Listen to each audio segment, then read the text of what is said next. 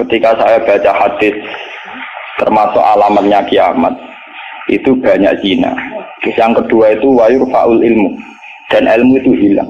Ilmu apa? Hilang. Niku kula baca itu di Bukhari, di Muslim itu nangis sejadi-jadi. Kula ngereling hadis itu nangis, dan saya takut anak-anak saya nanti, anak cucu kita nanti akan mengalami masa kebodohan masal. Kebodohan masal misalnya gini ya, nanti kalau ulama gak cerewet kados kula, ndak mau ngomong hukum, itu nanti wong kuwalak-walik. Jadi misalnya begini, ini saya ngomong di mana-mana, terutama sama santri-santri saya ngomong di mana-mana. Dalam kasus maksiat itu ya ada etika. Misalnya orang yang di niklab atau orang yang misalnya yang order orang nakal, misalnya. Itu juga ada aturannya. Misalnya Rukin daftar dulu, ya Rukin yang dapat dulu. Setelah itu Mustafa, setelah itu Mas Tri. Nanti yang gelem antri namanya anak baik. Rukin itu anak baik karena mau nopo antri. Nanti yang transaksi dan bayar namanya anak baik. Mergo dekne yo kasil zina yo bayar namanya anak baik. Kuatirku nanti kalau ilmu itu sudah hilang, nanti kemaksiatan sudah ada. Sing ono kok dilem anak baik. Dia tetap zina tapi dilem anak baik karena dia zinanya ya bayar ya mau antri. Paham ya? Orang melihat konser yang pornografi, yang mempertontonkan aurat. Kalau masuknya pakai tiket, namanya penonton baik. Tapi kalau muga-muga tribun gak ada tiket, penonton jelek. Padahal cara Allah sama jelek nggak berkedelok porno. Paham? Lu boten ilmu itu pasti nanti hilang. Dan itu yang pasti dimaksud Rasulullah wa yurfa'ul ilmu. Ilmu itu nanti hilang oleh etika sosial. Meskipun dalam etika itu terjadi kebobrokan agama. Itu yang paling saya takut.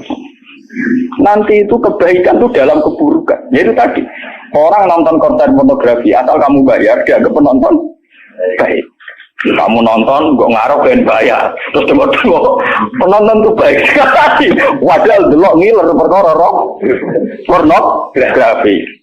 Tapi karena dia bayar dan anteng dianggap penonton baik. Karena dia dilem orang baik, dia tidak pernah introspeksi kalau perilakunya salah. Paham ya? Nanti itu pasti maksudnya Rasulullah itu begitu. Itu di sarah-sarah ada, tapi saya memahami begitu. Nanti pasti hilang. Makanya saya bersumpah sampai saya mati pun saya akan ngomong ilmu. Meskipun ulama kayak saya itu tidak populer. Saya itu sering dikritik sama teman-teman saya yang dari pidato. Gus ini apa jenara gelem pidato? Nggak sini kalau pidato gak pede, nanti nuntut tengah omahku loh. Gak tak jawab tenan, gak siap. Ngrugekno kowe lho jawabanku. Gak usah Gus gak terang satu aku ora roh ya tetep sering pidato. Iya, macam-macam ya. Ndak gini terus kalau tenangan. Jadi nanti wayur faul ilmu itu begitu. Ilmu itu akan hilang karena kalah oleh etika. Etika dalam kemaksiatan tadi. Makanya saya pernah punya santri, dia itu punya toko konten. Dia ngeluh ke saya coba. Sebelum Dewi jenengan itu benar. Jadi wong soleh itu butuh nyali. Tapi ya, ini cerita. Pegawai negeri PNS itu kan punya gaji tetap, paham ya? Gaji apa? Rasa tersinggung, biasa wah itu. Anggap aja ngomong ngarepe pangeran kowe tak kei dong. Lah kae modal longor. Kudu apa? Wong satu murah. Dia itu punya toko kelontong. Ya gue pegawai PNS ada bulan 3 juta, gue dia dikit. Terus itu lah, uangnya rokan gue secara teori santri yo, buka aurat jenenge ro. Tapi tak belajar gue bayar, jadi tak anggap pembeli yang baik. Nah contoh yo rokan kautan ketat tapi pembeli yang baik. Mergo mbak, kalau ditoto soleh bedino ning musala iki mesti tapi tak belajar. Nah ada sih nyulayani kan. Pembeli yang tidak uang kan saya proses uang itu gua masuk be uang soleh jadi kalau si uang soleh mangkal no sing uang rapati soleh nyeneng no maksudnya rapati soleh perkara aurat lho ora perkara PNS lho perkara napa aurat iku ora salah paham kok di protes PNS lha iku padha karo pengurus masjid. Pengurus masjid, dia sumbangan wong sing terkenal korupsi atau terindikasi korupsi nyumbang 10 juta. Yang tukang etika 10.000 gegere gak karuan. Akhirnya pengurus masjid terbiasa nganggep itu orang baik. Mergo nyumbang 10 juta. Sing tukang itikaf nyumbang itu ya termasuk ilmu ilang, paham? Nanti itu zaman ngono iku. Mulane kula nu sakniki kula nu sering di. Untungnya kula terkenal ngalim, pancen hikmahe gede. Kuwi mboten urusan sombong, hikmahe gede. Nak ngomong jek ana sing ngrungokno. Karena pendapat kayak saya itu tidak populer. Mau kalau rata terkenal ngalim, lu orang misoin ke saya semua. Karena pendapat saya ada, kenapa? Tidak populer, saya sadar. Wong saya pernah pengajian di rumah saya sendiri pas muluder. Mungkin ada sebagai jamaah sini yang ikut. Orang tetangga saya rata-rata di rumah sama saya. Tapi yang kalau di acara tak omong. Wah, acara ini Gus Pak gak rawuh gak enak. Ini Gus Pak nak diundang ya teko. Pokoknya dia nak sing undangan ram bayar-bayar teko. Tapi nak sing bayar dia ram teko lawat itu.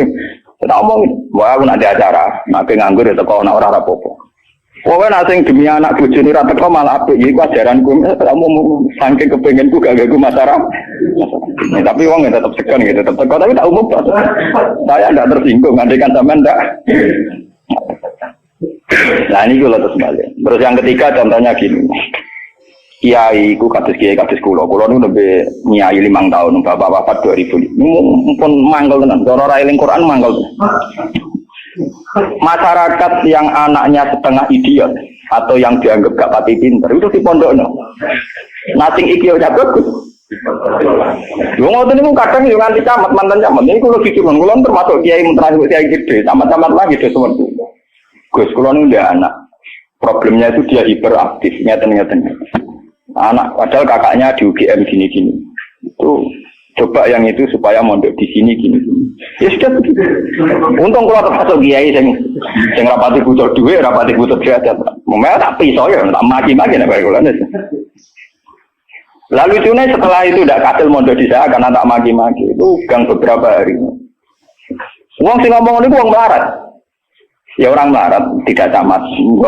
Muga ora melarat itu tak bisa ya, melarat ya.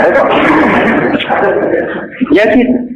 Anak yang baik karena dapat prestasi di sekolah umum, yang tidak baik di pondok. Wah nyorok Gusti kula saiki. Wingi wong sugih kalau tidak miso ilang ini terus budi.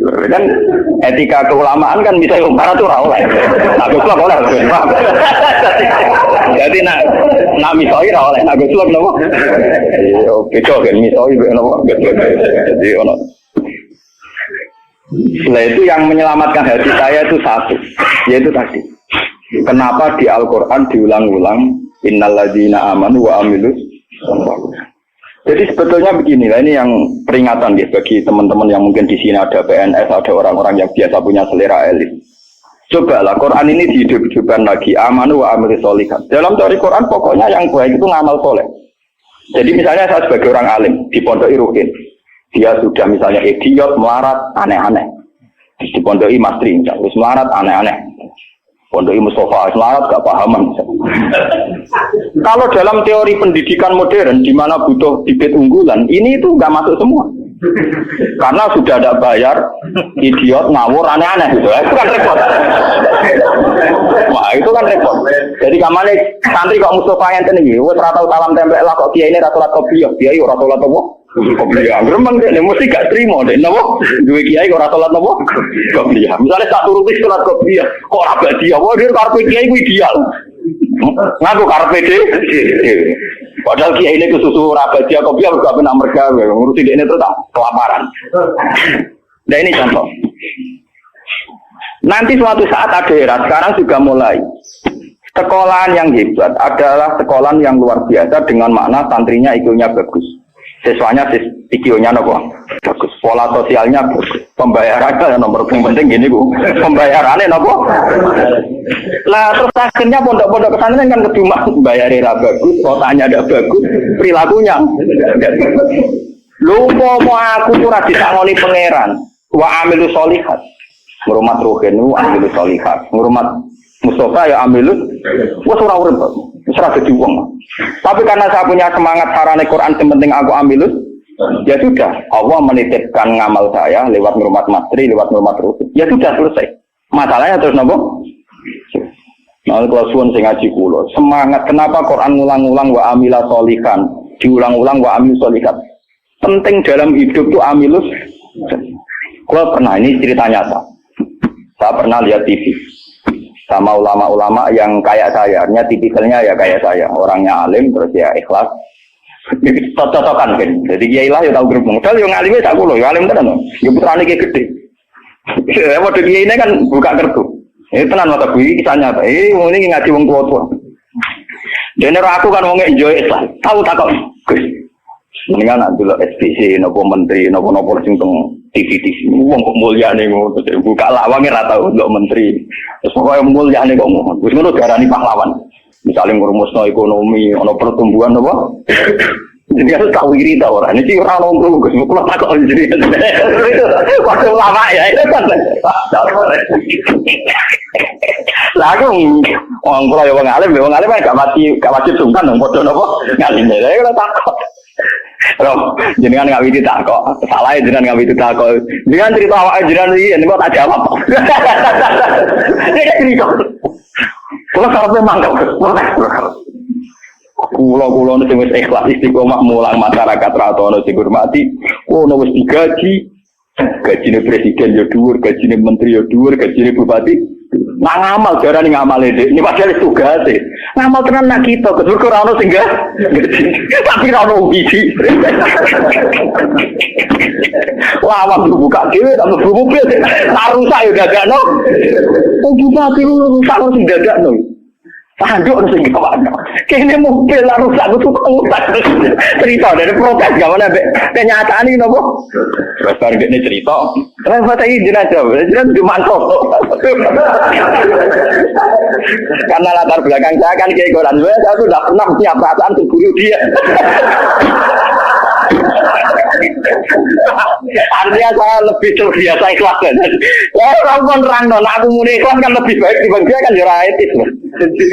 Wah, karena wah, lu betul nih kisahnya tak bener sampai mangkel itu di kiai bener. Nanti kira satu di kiai udah nara bate buat kiai wes moden lah.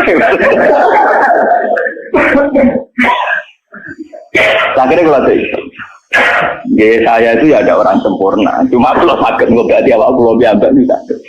Seperti itu kalau kulon mulai alit sebagai orang mukmin itu pengiran kulon Allah Subhanahu Wa Taala hubungannya apa?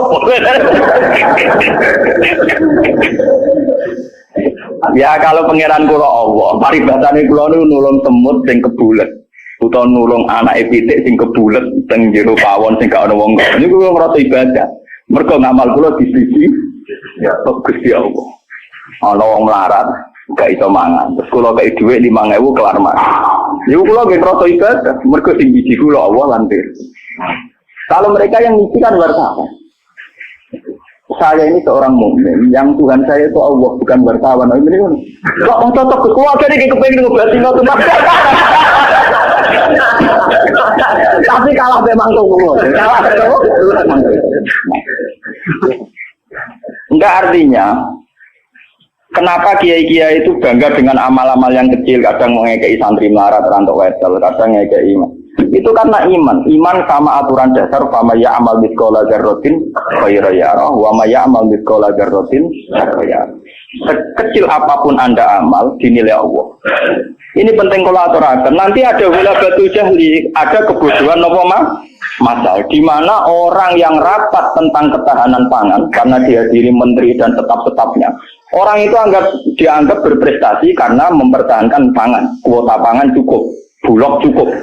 Padahal hakikat yang mempertahankan pangan itu siapa coba kalau per individu? Ada tukang becak miskin. Dia hari itu tidak bisa makan. Ditolong sama tukang becak diutangi 20.000. Anak istrinya jadi apa? Makan. Dan di mata Allah yang menjaga nyawa tukang becak ini adalah temannya tukang, bukan pejabat-pejabat yang rapat di hotel berbintang. Meskipun saya ngakui fungsi mereka, tapi kalau saya disuruh ngakui fungsi mereka juga harus ngakui fungsi sosial yang dilakukan rakyat. Saya pernah juga diperut, apa jadi ada alur fungsi menteri? Lalu aku belum ngakoni kono kudu ngakoni adil, orang kau ngakoni kono ora, bang kune. Kok penak? Kalau sama-sama kita beretika, kalau saya ngakui fungsi mereka juga harus ngakui fungsi kita. Makanya saya itu kalau melihat petani di sawah, dan itu sebagian anak-anaknya mondok di saya, itu kalau saya nyeritani Pak, yang rapat-rapat ketahanan pangan di hotel-hotel itu hanya rapat ketahanan pangan. Sampai sebagai petani yang tulen, itu itu yang hakikat mewujudkan Sampai jangan kecil hati, saya dan di mata Allah Andalah yang mempertahankan pangan. Karena Anda belum jadi peta. Jadi itu banyak santri-santri wali murid yang bangga dengan saya. Wah, nak ngono berarti kula wong top, wong top podo menteri pertanian. Nah, ini ya kalau menteri kan lapornya sama presiden. Kalau sampean tak latih laporannya ke Allah Subhanahu. Nah ini khasnya ulama. Lah saya nanti takut tadi yurfaul ilmu. Nanti itu kalau sudah ada ulama yang kecangkeman kayak saya, nanti yurfaul ilmu. Ilmu itu hilang sehingga yang dianggap prestasi ketahanan pangan misalnya ya menteri pangan sama pejabat bu. Saya ngakui mereka berjasa, tapi kalaupun mereka berjasa kan digaji ya. Nah itu kan digaji tuh. Paham ya? Nah ini kembali ke Quran tadi. Makanya saya tetap bangga dengan Quran. Quran itu spiritnya spirit ngamal. Amilus solihat. Sama ya'mal wetkolam perrotin khairai. Nah kemudian memang ilmu ini kelihatan biasa saja. Karena ya nggak ada yang menjelaskan. Makanya kalau syukur jenengan gelem ngrungokno ngaji Quran. Saya tidak bangga karena sampai ngaji saya enggak. Biar orang itu bangga lagi dengan teori-teori Quran. Dan biasa transaksi di Allah Subhanahu wa ta'ala. Seperti saya ngaji di sini. Saya ini termasuk terkenal pintar. Beberapa kali saya diminta jadi dosen di universitas terkenal. Dan itu berkali-kali. Saya sampai sekarang belum pernah bilang iya. Dan itu Allah tahu niat saya. Ya supaya saya pilih yang Gusti. Benono kiai sing ra dosen. Jadi pokoknya mulang. Buat prospek bora, buat ono sing gaji bora. Tapi kan presiden saya kan jenengan. Jadi saya lapornya sama nama. Nah, misalnya pengiran kemarin aku marah terus nganti mati. Marah kan nak dirasakan non agak dia sana kan juga. Jadi saya sampai sekarang itu mulai dulu saya mondok itu ya melarat, tapi tak tahu kalau rasanya melarat. Nanti saya ini cara ukuran kiai selevel saya ini melarat. Karena yang alimnya alim saya yang lebih kaya banyak sekali. Kamane ilmune be kula kate akeh, tapi nak dunyane akeh dene pirang-pirang. Ya kuwi dhewe pidato pangklong, kok dene pantangane pidatone gak watanku dene. Wis pantangan tenan lho ora diundang. Upar wis disane Gus Bak nggih tak desa napa wah ora sibuk. Ben kualat. Dosa menjadi wilayah wong alim napa? Dolim, ngomong tangga-tangga gue tak didik apik gelem ngaji sing biasa kok gue dididik nopo? Ngaji sing bermewah nopo? Oh, kan kualat nopo. Jadi ini penting kalau terangkan. Termasuk yurfaul ilmu itu guys. Nanti kalau per individu, termasuk mahasiswa, termasuk santri yang biasa lihat TV. Kalau per individu hanya mengapresiasi pejabat-pejabat misalnya ketahanan pangan, daripada mengapresiasi tonggone sing ngutangi dan itu menjaga nopo itu akan bahaya bagi kelangsungan iman, ya, karena orang tidak biasa transaksi dengan Allah Subhanahu wa ta'ala. Padahal dalam kitab-kitab diterangkan betapa banyak orang jadi wali hanya berdasarnya keimanan wong siji wong loro tanpa rapat-rapat yang disorot media nopo. Paman tak cerita nih, saya pernah cerita di sini. Ono wong maju iki sugih ra karuan, wis sugih rojo, udah anak wayu. Bareng dia anak ayu karena dia maju tidak beragama mikir. Dia bocah ayu ngene kok tak sono rugen pintu tapi wong cilik tak rumah aku kok gede-gede dirasakno. Rugen mikir. Walhasil dia mutusno dirabi dhewe, napa? Karena dia maju. Bareng malam pengantin, tiap apa ngeloni, niku ditotok dia. Tok. Cuma tuh udah nih, mau nongol ganggu bulan madu kan mantul, mau nopo? Kulo niku gak situ, balik mana? Coba uplek. Sekarang apa? Lampu cilik itu. Cender apa? Cender sama gon gue kan ya. Iya deh, cender. Oh, cender orang bahasa Rembang loh. Apa liar cender? Oh, cender ala cender. Tapi mirip. Tak salah ucap repot. Ublek orang nyerempet kok keteringan kelapa atas cender. Mungkin rawani bakat tak cender pasti kena. Ublek terang. Agar diparani melaju itu sampai 3 kali. Sekarang 3 kali ngerti parani itu sih diparani kan tidak omah. Ternyata dia itu seorang janda sing anak itu kelaparan. Anaknya kelaparan ditanya kenapa kamu ke rumah saya nak tak kerja kok melaju, terus dia cerita. Pak Majusi, saya ini punya anak kelaparan semua, ingin makan. Kalau saya ingat anak saya mau memaksakan minta jenengan karena jenengan yang punya makan. Tapi kalau saya ingat jenengan Majusi dan saya seorang mukminah, niat itu saya urungkan betapa saya tidak ingin menjual iman saya. Terus entah ini kene wae dari si Majusi tadi. Ini mangan gandum, pokoknya segala yang diperlukan janda itu dan anak-anaknya diambilkan terus diterus, dipikul dia. Terus dia seorang raja, diterus. Padahal dia niatnya lebih raga gudin. Buat ini cerita iman. Biar sampai biasa karena saksi ya Allah Subhanahu wa Ta'ala. Nanti nilainya nanti saya akan satu. Biar sampai biasa transaksi ya Allah Subhanahu wa Ta'ala. Terus dikasih. Nah cerita itu terbongkar. Itu justru karena antar wali. Jadi ada seorang wali. Dia mimpi di Ka'bah, dia zaman dulu itu masih mungkin orang tidur di seputar matok Gonto waktu. Dia seorang wali Abdal, dia tidur bersama Rasulullah. Fulan, wali Fulan, saya titip salam pada orang itu. Ternyata orang itu yang disifati Nabi itu orang Majusi yang di kampung terkenal paling arogan. Mereka ngerapi anaknya. Ketika dia tahu bahwa Majusi yang dititipi salam Rasulullah itu begitu, dia mengurungkan niatnya. Mau Rasulullah salah alamat, salah kirim salam. Itu kan nggak mungkin. Masa Rasulullah salah kirim apa?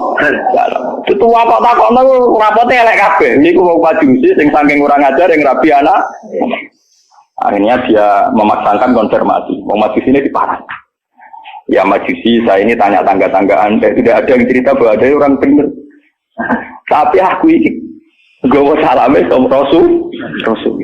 Pasti kamu punya perilaku yang spesial, yang hebat. Majusi langsung iman. Asyhadu an la ilaha illallah wa anna Muhammadar Rasulullah. Nabimu banyak nabi tenan. Perilaku saya tadi malam enggak seorang pun yang cerita. Waktu iman, ya langsung ngelone anak, ya langsung nopo. Padahal enggak disorot media massa dan itu perilaku Begitu juga di kitab-kitab ada cerita seorang lonte, seorang WTX. Dia setelah melakukan aksi kelonteannya pulang. Ngerti asu dilat-dilat ning tanah, dia menafsirkan itu pasti kehausan. Kalau bolak-balik cerita tentang mereka dan itu ada di hadis sahih, karena lonte gak priayi. Malah mbok santri ora iso. Lonte kelebihannya kan gak napa? Iya. Iku dene nganggo sepatu putih medun ning sumur. Terus dicopot. Setelah ngambil air dicopot sepatu bootnya karena tangannya dua digongrang-ngeranggah munggah. Ya mau bergerak priayi, soalnya kan bergerak apa? Gak priayi. Orang priayi kan gak kebayang. Orang priayi jarian dia oleh munggah-munggah. Lalu ini cerita tentang hadis sahih. Setelah diminumkan anjing itu, Allah syukur sekali karena ada makhluknya yang diselamatkan di lonte itu dan diparingi tobat jadi orang. Lu apa susahnya sih kayak jenengan saya, Mas Tri, Ruben semua. Coba kita ini kan sering menyelamatkan nyawa. Paling tidak anak kita kelaparan kita berikan susu, istri kita kelaparan kita berikan nasi. Kita ini berkali-kali menyelamatkan nyawa. Tapi kita tidak pernah bangga karena kita nunggu bangga kalau kayak menteri, kayak presiden. Lalu iman kamu di mana? Lalu posisinya Allah yang nilai kamu? Kita ini mukmin yang geblek, paham? Mukmin yang bodoh. Malah nek TV juga keseringan. Bener cocokan kula bagi ini cocokan antar wong alim. Lu mboten enten tiyang kok, namung kula bagi mau cara tak diktane ya mangkel, tapi kan ada sebut jenenge. Tapi dene tetep ngakoni. Mati man kejenengan ngalim mencen atine jenengan apik obat niku suwe ana ati apik maksudnya. Dia baru sadar. Ya makanya saya ini kalau baca wahyu tadi termasuk wahyu Paul. Orang yang kadang bergelar-gelar yang hebat, kadang masih melakukan kebodohan dalam imannya, yaitu nganggap prestasi yang kayak presiden, kayak menteri. Sementara penyelamat-penyelamat nyawa yang lewat aksi-aksi personal tidak gini. Quran itu dawuh Allah Subhanahu wa Ta'ala, Allah sing duwe langit, duwe bumi, wae ngangge tarif miskola dzarrah. Tarifnya pangeran mau miskola, sekecil apapun amal Anda, tak miskola, tetap tak hitung jaran. Kenapa kita yang manusia sombong? Ngitung amal itu yang disorot, ngitung prestasi itu yang diakui publik. Kita ini jadi mukmin yang bodoh. Mulane kira awalnya aku percaya santai no wiridan, awali ketok tangan. Karena iman kamu itu iman yang bodoh, mulane tobat, penting ngaji tobat. Napa? Tobat. Makanya nanti ya karena saya tidak bisa mimpin sholat tasbih 1 Muharram. Nanti saya mimpin sholat tasbih di sini setelah maghrib. Mungkin agak akhir karena ya pokoknya begitu kan. Saya itu bukan ingin papang, wiling-wilingan ya. Kalau ciri utama ulama itu mengingatkan akhirat, mengingatkan eksistensi Allah Subhanahu wa Ta'ala. Sama Rasul Firman pulau kalau bolak-balik haram zaman bertamu dengan pulau teng Rembang lokal. Gak mau pulau Bojonegoro nggak bojon susu. Terus aku bagus banget, terus sowan malah tambah dosa, mungkin haram no. Bingung. Negeri ngaji pun kalau nak hadir Bojonegoro salaman diulah oleh kalau kan wong lucu. Kenapa salaman diulah oleh? Lah anak bojo ya tenang, cuman mumpung ketika lu mriki cangkemmu. Dari mumpung ketika lu mriki yo cangkemmu. Oh santri elek. Elek lapis mending kakek salaman. Repot. Nah ini penting kalau aturakan. Jadi sebetulnya masalah utama manusia itu sejauh mana? Masalah iman ya. Sejauh mana kita sering kontrak ambil Allah Subhanahu. Nah ini juga yang dilakukan Rasulullah. Ketika ada sahabatnya yang sudah pinter, karena tidak meminta beliau urusan dunia, ya tidak minta beliau urusan apa? Dunia. Nabi hanya minta fa'inni ala nafsika bikatrotis. Aku jaluk tulung kue. Yang penting kue sujudem yo sering. Jadi kamu Nabi kamu kue jangan jaluk syafaatku tok, tapi kue dhewe ora tahu sujud.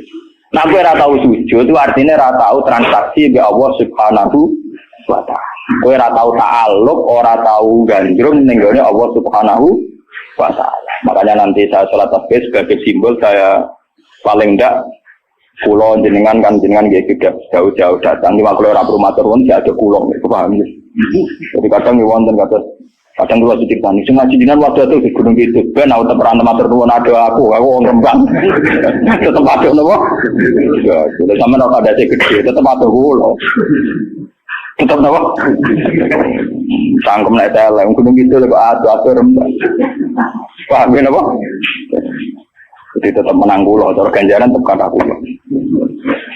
Nah, sentek ambek cara diitung ora bandingan. Paling sampean diitung mergo tawadhu. Artinya ngerasa bodoh terus ngaji ya diitung apik. Diitung apa? Kula baleni malih. Saya baca hadis itu nangis. Jadi wahyu faul ilmu. Ilmu dihilangkan termasuk ilmu prestasi tadi. Kenapa kalau yang melakukan seorang presiden, seorang menteri itu menjadi prestasi yang luar biasa. Kita-kita yang berkali-kali melakukan prestasi penyelamatan nyawa, orang-orang tahu duwe nopo prestasi. Akhirnya syukur kita sama Allah Ta'ala kurang hanya karena merasa tidak punya prestasi. Padahal kita punya prestasi berkali-kali. Oh sama tak cerita ini ben iman teman. Rasulullah nak dawuh itu detail sekali sampai ngendikan kowe iku nggawa kayu ke hutan, terus kamu jual di pasar. Setelah kamu jual di pasar, kamu kasihkan ke ibu kamu, ke anak kamu, dan menjadikan mereka hidup. Itu sudah sedekah yang luar biasa. Sampai Nabi nyontono, hatta matat ala fi simroatika. Jika yang kamu bikin untuk mulut istri kamu, matat ala fi sim. Ini wonten cerita. Nabi Musa pernah tanya sama Allah, ya Allah, saya ini kalau di surga sama siapa? Itu dia pemuda, wongnya dempal kaya Rukin, kata wong melarat kan apa dempal, tukang golek kayu deh. Dan ini Rukin alhamdulillah ada yang ngelakoni. Jadi tukang ukir kayu tapi orang golek apa?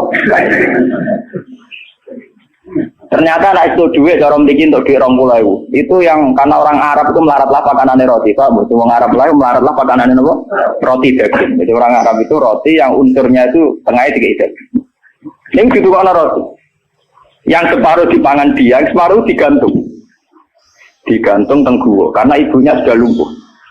Kalau dia pulang disuapin, kalau dia sedang kerja, ibunya sudah meraih karena digantung di dekat nopo itu. Jadi dia gitu saja. Dan itu sudah menjadi layak dia setingkat Nabi Musa nanti di surga.